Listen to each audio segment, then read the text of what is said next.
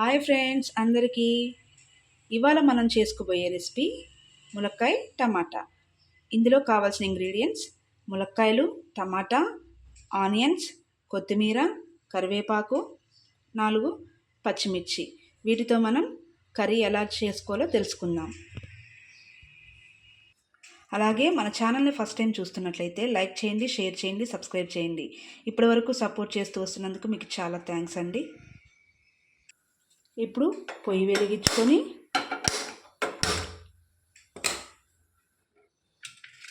బాండి పెట్టుకున్నామండి. ఇప్పుడు ఒక 3 స్పూన్స్ ఆయిల్ వేసుకుందాం.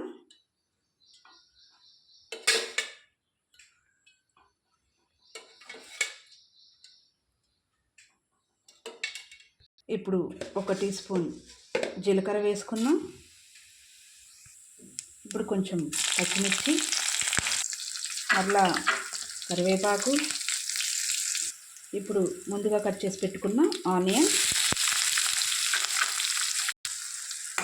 ఇప్పుడు కొంచెం కలుపుకోవాలండి. ఇవి కొంచెం గోల్డెన్ కలర్ వచ్చేంత వరకు వేయించుకోండి.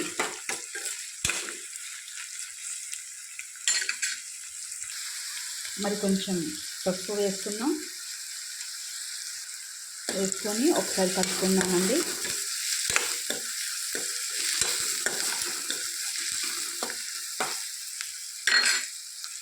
ఇప్పుడు కొంచెం అల్లం వేసుకుందామండి. కూరలోకి అల్లం వేస్తేనే టేస్ట్ ఉంటుందండి, అట్లా చాలా బాగుంటుంది టేస్ట్. ఇలా వేసుకొని ఉల్లిపాయలు అబ్జర్వ్ అయ్యేంత వరకు కలుపుకోండి.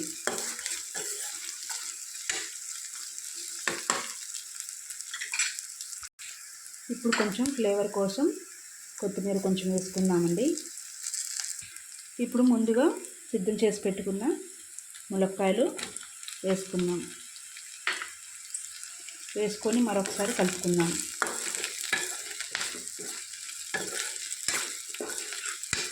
ఇలా కలుపుకున్న తర్వాత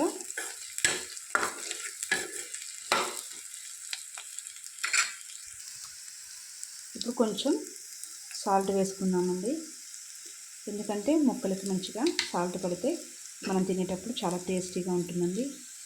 ఇప్పుడు మరొకసారి కలుపుకుందాం.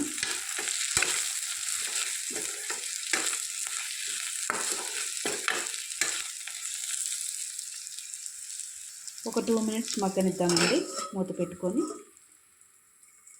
ఇప్పుడు మరొకసారి మూత తీసుకొని కలుపుకుందామండి.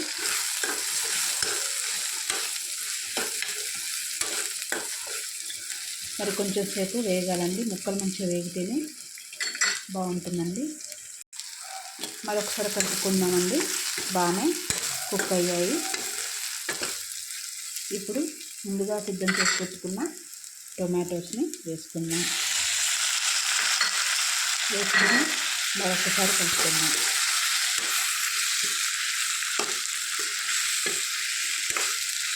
కలుపుకొని మూత పెట్టుకొని ఒక 10 నిమిషాలు ఉడికించుకుందామండి. ఇప్పుడు మరొకసారి కలుపుకుందాం.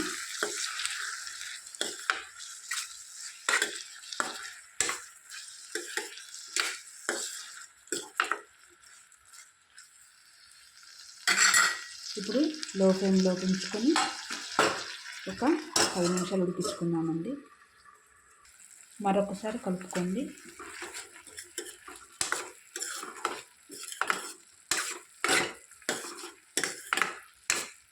కలుపుకున్న తర్వాత మళ్ళీ ఒక 5 మినిట్స్ ఉంచుకొని మరొకసారి కలుపుకుందామండి.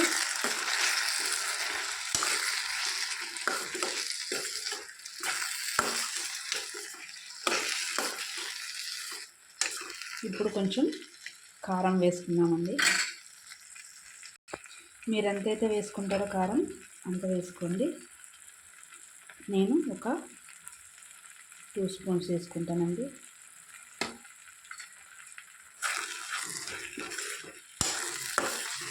మరొకసారి కలుపుకోండి. ఇప్పుడు ఇందాక ఆల్రెడీ ఒక 1 స్పూన్ వేసుకున్నాం కాబట్టి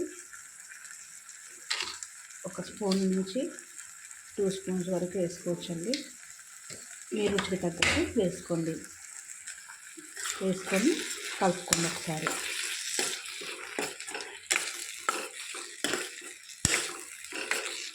ఇలా కలుపుకున్న తర్వాత కొంచెం ధనియాల పొడి వేసుకొని కలుపుకొని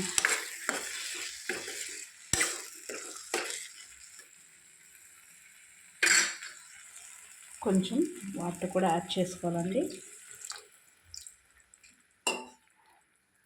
యాడ్ చేసుకొని మరొకసారి కలుపుకుందాం.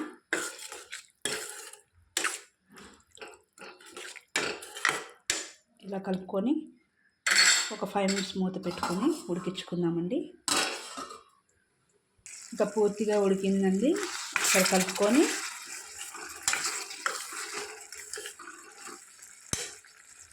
ఇప్పుడు కొత్తిమీర మొత్తం వేసుకుందామండి. వేసుకొని మరొకసారి కలుపుకొని కర్రీ మంచిగా ఉడికిందండి, టేస్టీగా.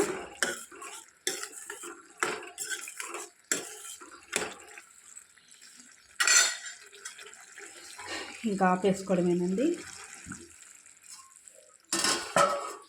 Thank you friends.